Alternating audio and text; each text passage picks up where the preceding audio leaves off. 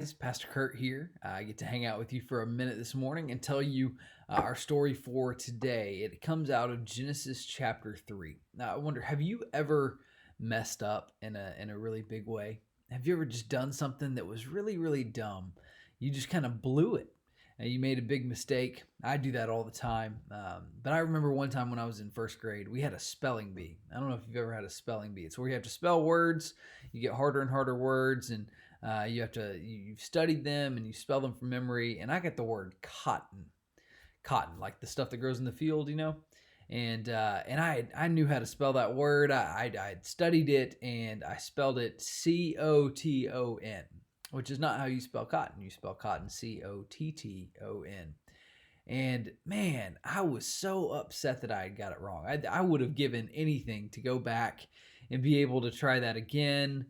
I just messed up. I'd blown it. And we blow it all the time, right? Not just with spelling bees, but we do things we shouldn't. We forget to do things that we should. We just as people, we make a lot of mistakes. And that's why Genesis 3 is so special to me, because Genesis 3 tells us that Jesus actually came and he succeeded where we fail. He did the right thing where we do the wrong thing. He came to undo our mistakes. See, in Genesis 3, you've got Adam and Eve, right? And God has made this beautiful garden and he's put them in it and he's given them everything that they need, right? And they still disobey him, right? They still do the one thing. God gives them one rule. He says, don't eat from that tree over there. And so what do? Well, Satan comes into the garden as a snake and he talks to Eve and he lies about God and he tells her it's not a big deal if she disobeys God. And so she does and Adam does too. But in Genesis 3:15, God makes a promise that there would one day come another person who would undo Adam and Eve's mistake. Where they failed and disobeyed God, he would not disobey God. Where they didn't trust God, he would trust God. Where they disobeyed, he would obey. And we know that that person is Jesus.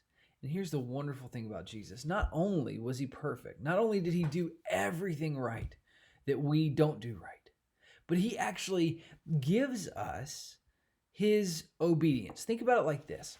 Have you ever had to take a quiz or a test, right, that you made a really bad grade on?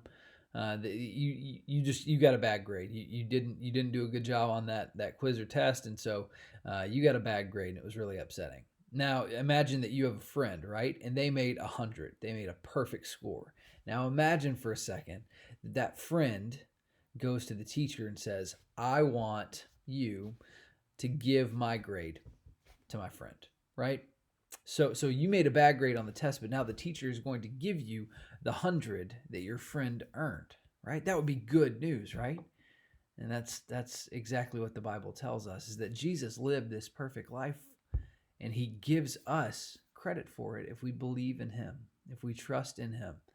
That's why we call it the gospel. The gospel is good news. That's what gospel means. It's good news that someone has succeeded where we failed, where we screwed up. Jesus is perfect, and he gives his perfection to us. That's why I love Jesus. He is so kind. He is so wonderful. He's so gracious. He's so loving to us. He does what we can't do. We screw up, and so he lives the perfect life for us. We deserve to be punished for our sins. He's punished for us, and he gives us his obedience. So for everybody who's a Christian, who is trusting in Jesus, when God looks at you and looks at me, he sees Jesus' obedience in our place. He doesn't see our failures and our screw ups and our sins. He sees Jesus' perfection for us. That's one reason why I love Jesus, and I hope you will too.